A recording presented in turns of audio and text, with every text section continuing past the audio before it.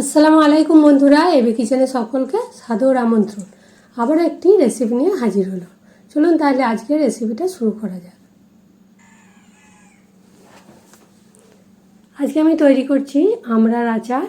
তাই আমরা বেশ কিছুদিন হলো উঠে গেছে, তাই এখানে আমি কচি আমড়া আর একটু আঁটি হয়েছে সেই আমড়া দুটো মিলিয়ে আচার করব। এই আচারের রেসিপিটা সম্পূর্ণ আমার মায়ের কাছ থেকে শেখা। আর এই আমড়াগুলো মায়েদের বাড়ি থেকেই এসছে, আমাদের এখানে তো গাছ নেই, কিনতাম। আর এই ডান্ডিওয়ালাগুলো আমার বোন দিয়ে পাঠিয়েছিল, তখন এগুলো কচি ছিল, অনেক দিনই রাখা ছিল, আচারটা করা হয়নি। তাহলে এখানে কচি আর যেগুলো একটু একটু আটি আছে দুটো মিলিয়েই করব। তাহলে যেগুলো আটি আছে একটু চিবিয়ে খেতে বেশ ছিবড়ে ছিবড়ে পড়া ভালো লাগবে, দুরকম মিলিয়ে আচার করব। আর এই বটিটা মাই তৈরি করে দিয়ে পাঠিয়েছে গ্রাম থেকে, ইস্পাতের বটি, প্রচণ্ড ধার। আর এই বটিটাতেই মানে সবজি প্রথমে কাটতে হবে, তাহলে বটির ধারটা বেশ ভালো মতো হয়। তাই আমড়াগুলোকে কেটে নিচ্ছি। মা বলেছিল যে আমড়াগুলোকে কেটে নিবি, দেখবি ধারটা ভালো মতো হয়ে যাবে। তো এখানে আমি ভিডিও করছি বলে ঠিক মতো হয়েছে নাকি দেখছি ক্যামেরাতে, অ্যাঙ্গেলটা ঠিক মতো আসছে না, তাই এদিক ওদিক করে নিলাম একবার। ঠিক রেডি হয়ে গেছে। এবারে আমি এখানে আমড়াগুলোকে ছিলে নিচ্ছি। ছোট ছোট আমড়া ছিলতে অনেকটাই বেশ সময় লাগবে। আর যখন আটি হয়ে যাবে তখন গোটা গোটা আটিরও আচার করে আমি দেখাবো।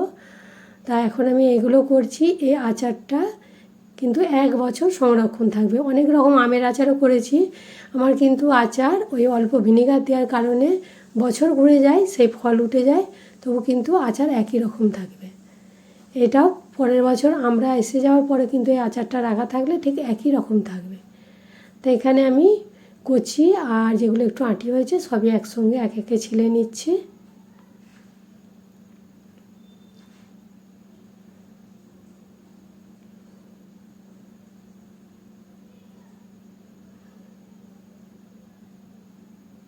এটার একটু আঁটি হয়েছে তাই একটু মানে চাপ দিতে সময় লাগছে। তাহলে যে সকল বন্ধুরা আমার ভিডিওটা দেখছেন, ভালো লাগলে অবশ্যই ভিডিওতে একটা লাইক দেবেন আর বন্ধুবান্ধবদের সঙ্গে শেয়ার করবেন। নতুন বন্ধু হলে অবশ্যই চ্যানেলটা সাবস্ক্রাইব করার অনুরোধ রইল। পাশে থাকা যে বেল আইকন আছে সেটা টাচ করে দেবেন, তাহলে যখনই আমি নিত্য নতুন ভিডিও ছাড়বো আপনাদের কাছে নোটিফিকেশান চলে যাবে।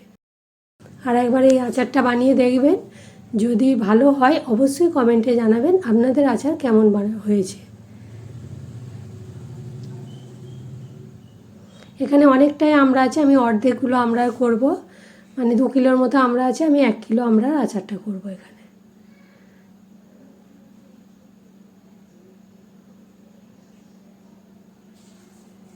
যেগুলো আটি হয়েছে একটু মানে চাপ দিতে হচ্ছে।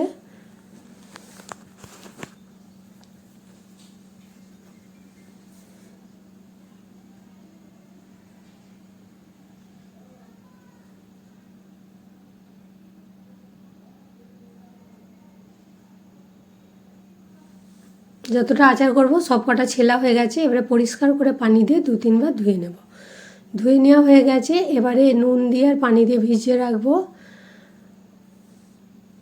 এইভাবেই মা বানায়। মা বলেছে যে নুন দিয়ে আর পানি দিয়ে ভিজিয়ে রাখলে নুনটা মানে লবণটা ভালো মতো একদম টেনে নেবে আমড়ার ভিতরে। আর আমড়াগুলো লবণটা টেনে নিলে চিবাবো যখন, তখন খেতে কিন্তু দারুণ লাগবে। এইভাবে লবণ আর পানি দিয়ে আমি ভিজিয়ে এটা 1 ঘন্টার জন্য রেখে দেব। 1 ঘন্টা হয়ে গেছে। এবারে এগুলোকে আমি একটু ভাপ দিয়ে নিয়ে টক পানিটাকে ফেলে দেবো, কারণ আমরা প্রচুর টক হয়, মিষ্টিটা তাহলে বেশি লাগবে। এখানে আমি টক পানিটা ফেলে দেবো, তাহলে কী হবে মিষ্টিটা কম লাগবে। পানিটা ফুটে এসছে, সেই ফুটানো পানি দিয়ে আমরা লবণ জল ভিজানো ছিল সেটা সবটাকে একদম ঢেলে দিলাম, দিয়ে ফুটে এসছে। এবারে আমি বেশিক্ষণ নাই, ওই জন্য ফুটানো পানিতে দেবো। আর যখনই আমড়াগুলো এইভাবে ফুটে আসবে তখনই আমি পানিটাকে ঝরিয়ে দেবো। আমড়ার পানি ঝরানো হয়ে গেছে। এবার একটা কড়াই চাপিয়ে দিয়েছি। কড়াইতে বেশ কিছুটা মানে 50 গ্রামের মতো সরষের তেল দিয়েছি, আর 1/2 চামচ 5 ফোড়ন দিয়েছি, 2টো তেজপাতা, 2টো শুকনো লঙ্কা। এগুলোকে বেশ ভালো মতো ভেজে নেব, যখন সুন্দর একটা গন্ধ বের হবে। এরপর আমড়াগুলোকে এখানে দিয়ে দিচ্ছি, আর এগুলোকে দিয়েও বেশ 30 সেকেন্ড বা 1 মিনিটের মতো একটু নাড়াচাড়া করে নেব।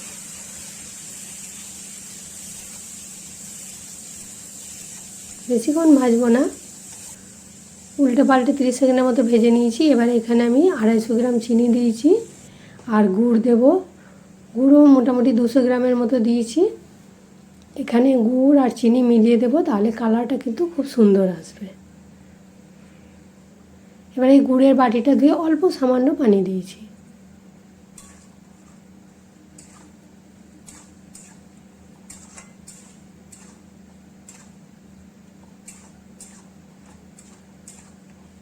একসঙ্গে গুড় আর চিনি মিশিয়ে দিচ্ছি।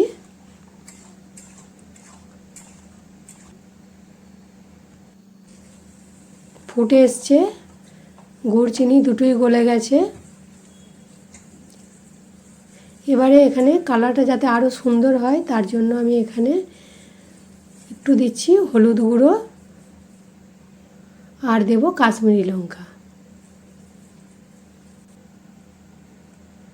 হাফ চামচের মতো হলুদ গুঁড়ো দিলাম আর কাশ্মীরি লঙ্কাটাও দিয়েছি হাফ চামচের মতো। আর লবণটা কম হয়েছিল বলে সাদা লবণ আর বিট লবণ অল্প করে দিয়ে দিলাম। বিট লবণটা আর একটু থাকলে এখানে আমি দিতাম আরও একটু, বিট লবণটা অল্প ছিল তাই অল্প দিলাম, দুটোই সমপরিমাণ দিলে হতো।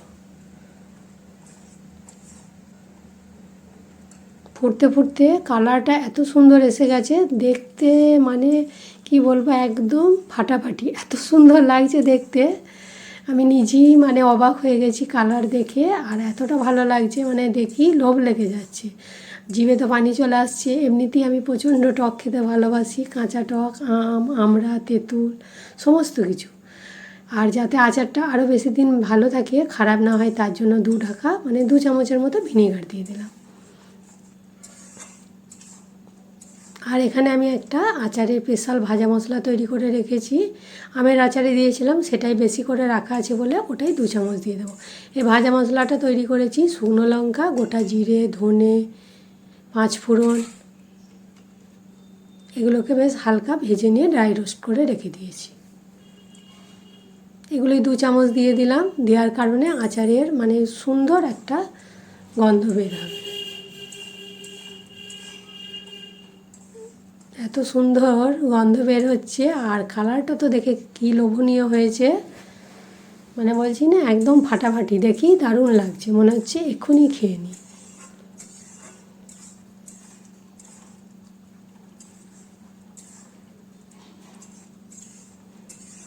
মানে এই আচার করে রাখলে বছর তো ঘুরবে না, কয়েক সপ্তাহের মধ্যেই শেষ হয়ে যাবে, কিন্তু আমার বাড়িতে তো কেউ নেই, সেই কারণে আচার আমার শেষ হয়নি, রাখাই আছে। বাড়িতে ছেলেরা আছে, বাইরে আছে। আমার ছেলে তো প্রচুর ভালোবাসে, বড়টা, ও টক প্রচণ্ড ভালোবাসে আমার মতোই, ওই জন্য বানিয়ে রেখে দিচ্ছি।